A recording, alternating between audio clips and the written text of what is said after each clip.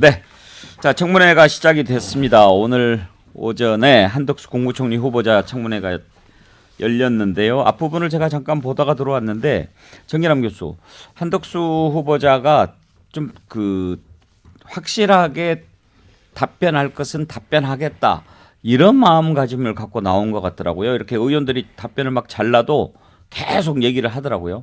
결국은 그 청문회가 이제 다 국회 방송을 통해서 생중계가 되지 않습니까?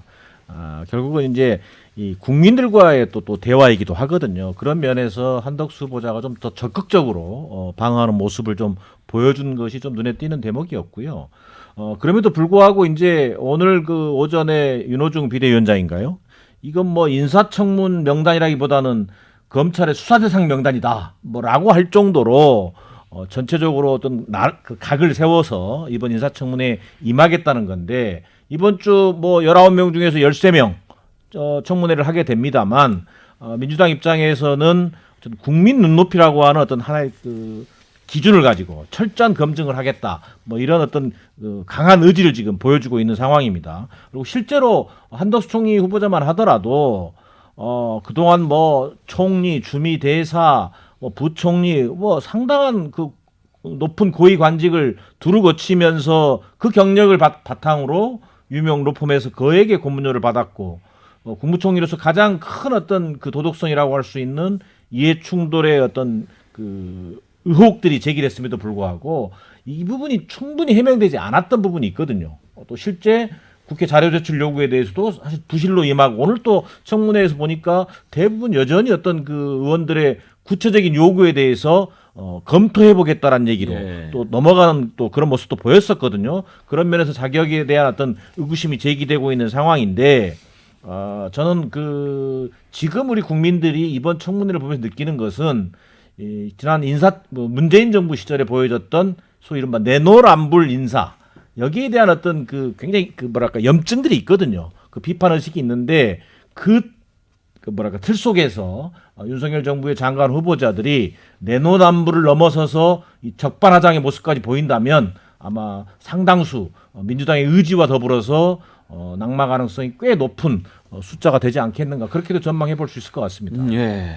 아무튼 지금 한덕수 총리 후보자가 첫 번째인데 과연 얼마나 많은 후보자들이 이번에 통과할 수 있을까 궁금합니다. 박원석 의원 뭐 지금 한호철 이런 얘기가 나오더라고요. 한덕수, 정호영, 김인철 이 세 사람은 절대 안 된다. 민주당은 이렇게 얘기를 한다는 얘기가 나오는데 정호영 장관 후보자에 대해서는 국민의힘도 안 된다고 하고 있어요. 그리고 김인철 교육부총리 후보자에 대해서도 국민의힘 내부의 의견조차 굉장히 악화되고 있는 게 사실입니다. 풀브라이트 장학금 문제가 사실은 대표적으로 공정성을 해치고 이른바 이제 아빠 찬스를 넘어 가족 찬스로 활용한 거 아니냐. 이게 윤석열 당선인의 이미지와 맞지 않는다. 이제 이런 의견이 국민의힘 내부에서 굉장히 퍼지고 있어서 두 분은 굉장히 어려울 것 같고요. 다만 이제 한덕수 후보자는 상징성이 있기 때문에 어떻게든 지키려고 할 텐데 결국 이거는 한동훈 후보자하고 좀 연계되어 있는 거 아니겠습니까? 한동훈 후보자는 정치적 인사고 정치적 반대를 하고 있고 그동안의 청문회에서 주요 낙마 사유로 거론됐던 이른바 이제 법적 도덕적 결격 사유는 일부 있습니다만 그게 낙마될 만한 사유까지는 아닌데 한동훈 후보자를 어떤 상황에서도 윤석열 당선인은 지키려고 할 거다. 아니 그러면은 뭐 꽁 대신 닭이라도 내놔야 되는 거 아니냐. 이제 이게 민주당이 갖고 있는 전략인 것 같고 결국 이제 청문회는 국회에서 그 검증이 이루어지지만 상당 부분은 여론에 의해서 좌우됩니다. 결국 오늘 내일 있는 이틀 열리는 그 국무총리 후보자 인사청문회 과정에서 그동안에 제기됐던 의혹들에 대해서 얼마나 설득력 있는 해명을 하느냐 혹은 설득력 있는 자료를 제출하느냐에 따라서 저는 여론의 향배가 갈릴 거라고 보고 처음 임명했을 때와는 다르게 지금 여론이 굉장히 악화되고 있어요. 한덕수 후보자들에게. 이거는 윤석열 당선인 입장에서 좀 곤혹스러운 상황이고 오늘 내일 청문회에서 제대로 방어가 안 된다면 저는 뭐 인준 부결 피하기 어려울 거라고 봅니다. 한덕수 후보자 임명, 지명 반대하는 여론도 지금 더 높은 걸로 나오고 있는데 근데 김경진 의원 그전 정부와 좀 비교해 봤을 때 차이점이 뭐가 느껴지냐면요. 새 정부 첫내가 항상 좀 순조롭지 않았죠. 뭐 여러 가지 문제가 있는데 그런데 이제 그 전에 보면 청문회 가기 전에 너무 여론이 안 좋아서 대개들 이제 한두 명이 낙마하고 그랬거든요. 네. 근데 이번에는 정호영 후보자, 김인철 후보자 정말 그렇게 많은 비판이 쏟아져도 일단은 청문회를 가서 해보자 이런 게 익혀지는데 사실 후보자들 낙마할 때 대통령이나 당선인 뜻에 어긋나게 결정하지는 않을 거 아닙니까? 그렇죠. 그러면 당선인의 의중이 그냥 고다 이렇게 봐야 할까요? 아니면 설사 그만두게 하더라도 청문회를 거쳐서 뭔가 좀 절차를 마무리를 하고 결정해야 되는 거 아니겠느냐 어떤 걸까요? 후자라고 봐야죠. 그러니까 당선인이 아마 거의 분명하게 얘기하신 것 같은데요. 본인에게 소명할 기회는 분명히 줘야 된다. 그리고 청문회에서 질문받은 내용에 대해서 청문회에서 어떻게 답변하는지를 전 국민이 함께 봐야 된다. 뭐 이런 생각이기 때문에 아마 이게 보건복지부 장관 후보자에 대해서는 당선인도 그렇게 이렇게 흔쾌하게 생각은 안 하실 거라고 저도 추정을 하고 있는데요. 어쨌든 청문 과정을 좀 지켜보겠다라고 하는 것이 이제 본질적인 뜻인 것 같고, 두 번째는 사실은 이제 총리 후보자 같은 경우는 이게 지금 여론조사는 보면 이제 임명 반대 의견이 대체로 조금 더 많이 나오는 건 사실이지만 이게 뭐랄까 이제 국민 정서법에 의한 반대의 경향이지 특별하게 낙마시킬 만한 어떤 구체적인 비위 사실이나 범법 사실이 발견된 건 없거든요. 근데 이제 이게 총리는 표결을 거쳐야 되기 때문에 그 부분과 관련해서 어쨌든 전국에서 서로 간에 협상 카드를 가지고 있어야 될 부분들이 분명히 필요한 것 같아요. 그래서 아마 그런 맥락에서도 좀 생각해 볼 여지가 있지 않나 이렇게 봅니다. 예. 근데 시선 보면 제 앞부분에 잠깐 그 청문회를 봤는데 이 부분 한번 좀 생각해 볼 필요가 있어. 1번 질문자로 민주당의 김의겸 의원이 네, 질문을 하더라고요. 근데 청문회가 영어로 히어링이잖아요. 히어링 커미티 히어링. 근데 한덕수 후보자 상대로 청문회 하는데 본인 발언 끝날 때까지 한덕수 후보자 답변 못 들었어요. 그냥 얘기만 하고 끝나버렸어요. 그런 건 좀 고쳐야죠. 왜냐면 이거는 진짜 생방송이 되고 있다는 사실을 알아니까 이거는 자기 똑똑하고 준비를 많이 했다는 걸 과시하는 자리가 아니라 국민들이 판단할 때 저 의원의 질문이 정말 날카롭더라. 그리고 좀 품격도 있고 털어주는 이렇게 돼야 되는 건데 만약에 말씀하신 대로라면 좀 전략을 잘못 짠 것 같은데. 이제 뭐 이런 것도 읽혀지긴 했어요. 당신 말 들어도 필요 없다. 뻔한다. 답변은 뻔한 뻔하다. 답변이다. 그런 뭐 그런 것에 넘어가지 않겠다. 선전 시간을 안 주겠다. 네. 그럼에도 불구하고 저는 한덕수 총리 후보에 대해서는 우리 김경희는 설명하시지만 결정적 한 방이 있느냐. 결정적 한 방이라 하면 국민들이 저건 안 되지. 저건 안 돼. 이런 게 있을 수 있냐면 제가 보는 견지에서는 이거예요. 그분이 주미대사 이후에 10년 동안 재산이 40억 늘었어. 40억. 야 많이 늘어. 현금은 왜 이리 많지. 여러 차례 설명드렸습니다만 40억이 소명이 되잖아요. 아니, 김현장이라는 가장 큰 법률 회사에서 자문료로 한 19억 얼마 받았고, 자 무역협회장 하면서 한 19억 받았다. 그리고 공무원 연금 받았으니까 이 두 분은 뭐 생활비는 뭐 법인카드로 썼는지 몰라도 거의 돈을 현금을 갖고 있다. 이 정도는 됐단 말이에요. 남는 문제는 김현장에서 뭘 했길래 이 대목인데, 이 대목을 만약에 민주당 의원들이 파고들어서 별짓 안 했는데도 진짜 그냥 그 영향력, 로비스트로서 했다는 점만 부각된다면 나중에라도 인준투표할 때 뭐 과반 출석이 과반 출석이니 과반 표결이니까 되면 명분이 생기겠지만 아닌데 한동훈과 딜을 하기 위해서 정치적 거래를 하기 위해서 한동훈 절대 안 되니까 뭐 총리라도 아니면 총리가 총리를 살려야 되니까 한동훈이라도 이렇게 되면 오히려 역작용이 생길 수 있다고 저는 봐요. 그렇게 인사청문회에 또 한덕수 뭐 한동훈을 날리기 위해서 한덕수를 뭐 일종의 뭐 하나의 카드로 활용한다든가 그런 접근은 저는 민주당이 공개적으로나 또 내부적으로 하기 좀 쉽지 않을 거라고 보여집니다. 실제 지금 문제가 되는 것은 각 후보자들 좀 전에 우리 김경진 의원께서도 얘기했습니다만 불법이 확인되지 않았다. 아직 특별히 뭐 드러난 하자가 없다. 이런 표현을 쓰셨는데 지금 국민들이 좀 분노하는 것은요.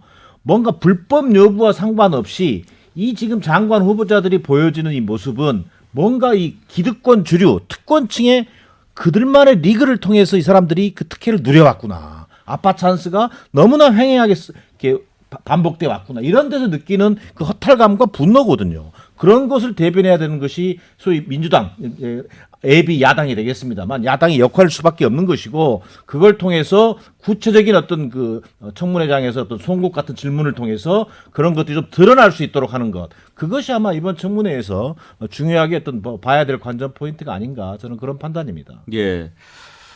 지금 한덕수 후보 국무총리에 대한 여론을 보면은요, 갤럽이 조사한 것은 4월 26일부터 28일까지인데 부적합하다가 37%, 적합하다가 30%로 이렇게 나타났습니다. 그런데 이게 4월 첫 주, 그러니까 거의 발표가 됐을 때는 적합하다가 38, 적합하지 않다가 22였는데 완전히 이게 뒤바뀐 거죠. 15%포인트가 상승한 거지 않습니까? 그렇죠. 반대 여론이. 여론이. 굉장히 지금 여론이 나빠진 거죠. 나빠진 겁니다. 그리고 또 TBS 의뢰로 KSOI가 조사한 걸 보면 반대한다가 46.0, 찬성한다가 36.8. 역시 반대 여론이 높습니다. 이런 상황에서 과연 어떻게 통과할 수 있을까 궁금한데 박원석 의원 답변을 이렇게 뭐 매끄럽게 잘한다 이게 중요한 게 아니잖아요. 얼마나 깔끔하게 본인한테 제기된 의혹을 다 해명하고 국민들이 보기에 아 정말 뭐 맡겨도 되겠네 이런 여론이 가장 중요한 거 아닙니까? 그렇습니다. 청문회에서? 제가 지금 뭐 청문회 진행되는 거를 못 봐서 한덕수 후보께서 이제 어떤 태도로 어떤 점에 대해서 자기 소명을 하고 있는지 모르겠는데 가장 큰 논란은 결국에는 그 로펌에 가서 고액 연봉을 받으면서 무슨 일을 했냐. 더군다나 이제 이분이 법률가가 아니지 않습니까? 법률가면은 다 기록이 남아요. 로펌에서 했던 활동이 사건 수임하면 남고 뭐 M&A에 관여하면 다 남는데 그게 아닌 어떻게 보면 유형화될 수 없는 그런 모종의 역할. 그건 결국은 공직 자산을 배경으로 사실 정부 정책에 개입하는 로비스트 역할을 한 거 아니냐.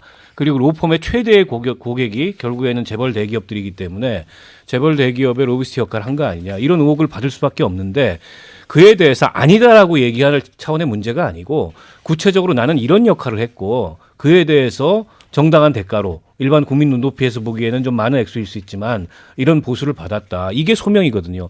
근데 안 했다고만 얘기하거나 뭐 오해라고만 얘기하거나 이렇게 얘기해서는 이렇게 악화된 여론을 저는 설득하기가 굉장히 힘들다고 보고 저는 다른 뭐 범죄 사실이나 또 법률적으로 부정이나 비위의 소지가 딱 떨어지지 않더라도 기존의 인사청문회를 통해서 만들어진 국민들의 눈높이에서 봤을 때 40년 공직 생활을 배경으로 그게 로펌에 가서 고액 연봉을 받으면서 어떻게 보면 정부를 상대로 로비스트 역할을 한 이 자체만으로도 일국의 총리를 맡기에는 굉장히 자격이 부적절하다 이렇게 봅니다.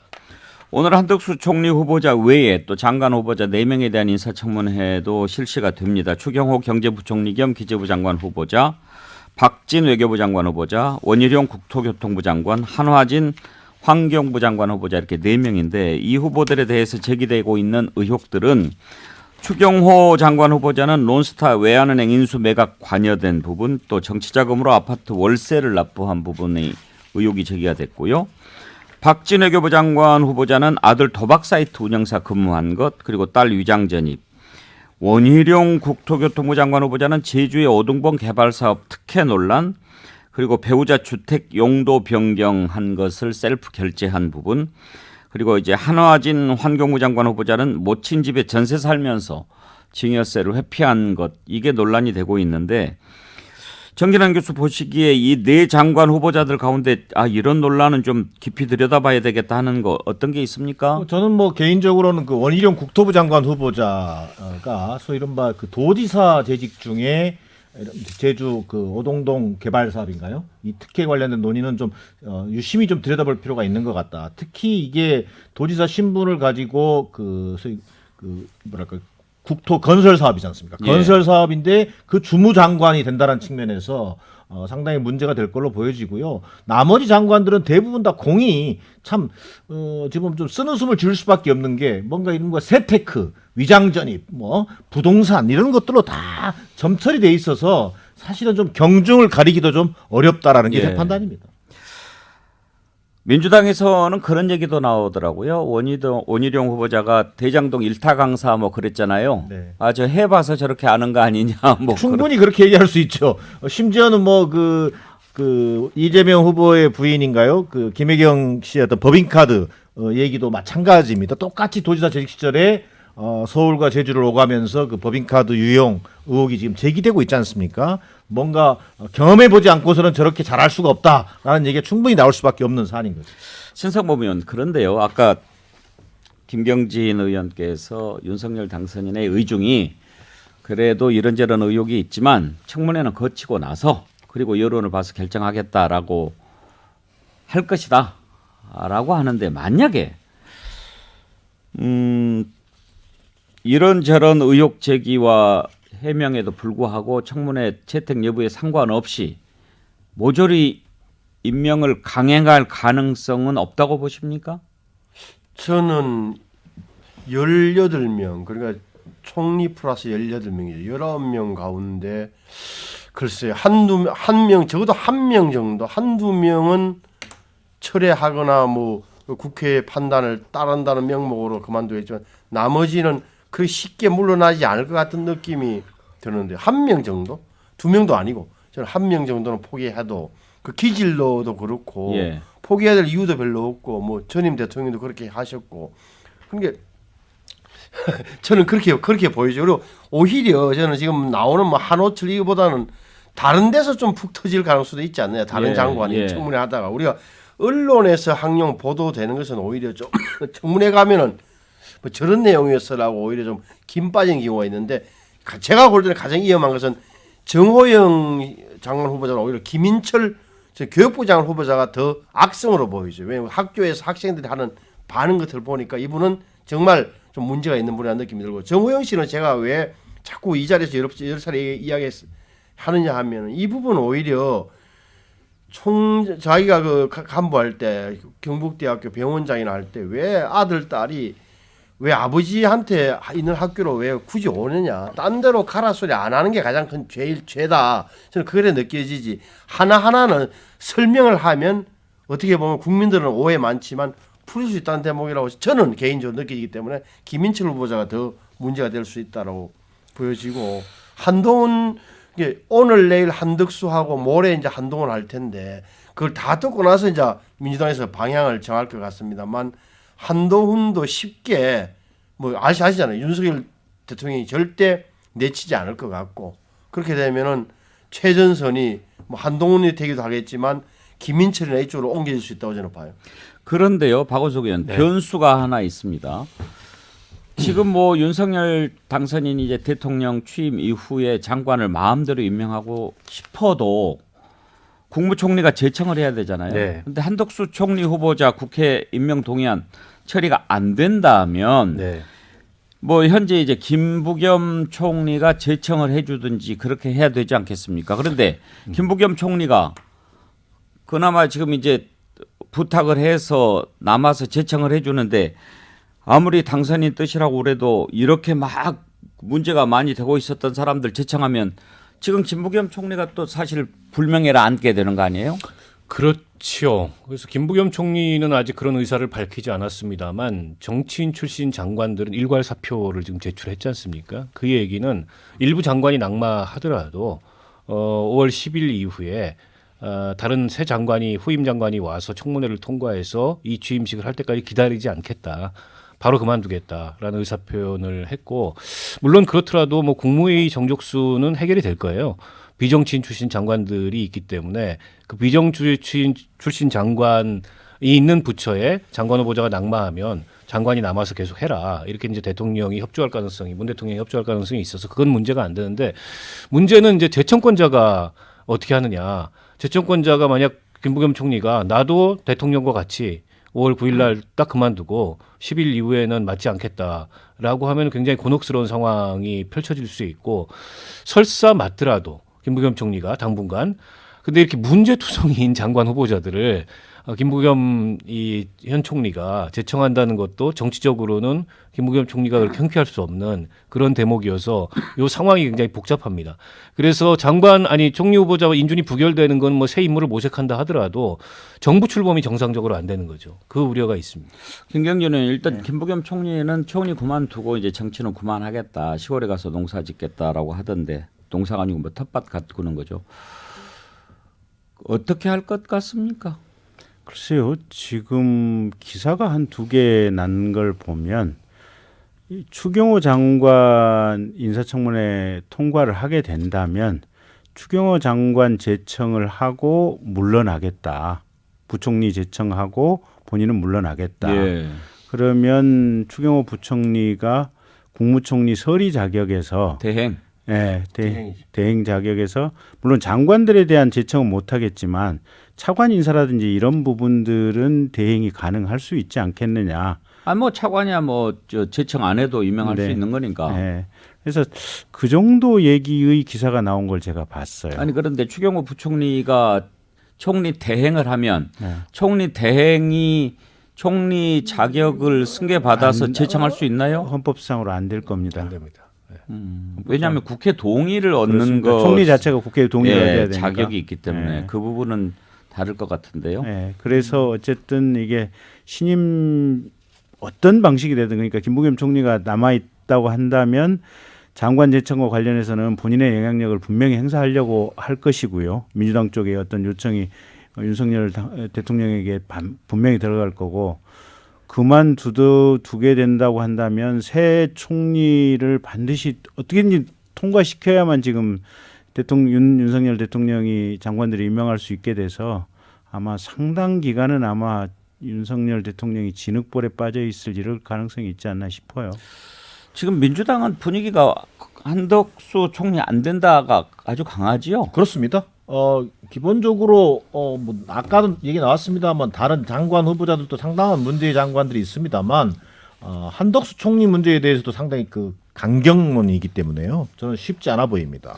일단 이틀간 청문회를 한번 좀 지켜보도록 하지요. 오늘 백운계 시사 1번지는 여기까지 하겠습니다. 정기남 조선대 개건교수, 김경진 전 의원, 박원석 전 정의당 의원, 신성범 전 의원 네 분 함께 했습니다. 수고하셨습니다. 감사합니다. 네, 백운계 시사 1번지 월요일 순서 마칩니다. 내일 오전 11시에 다시 문을 열겠습니다.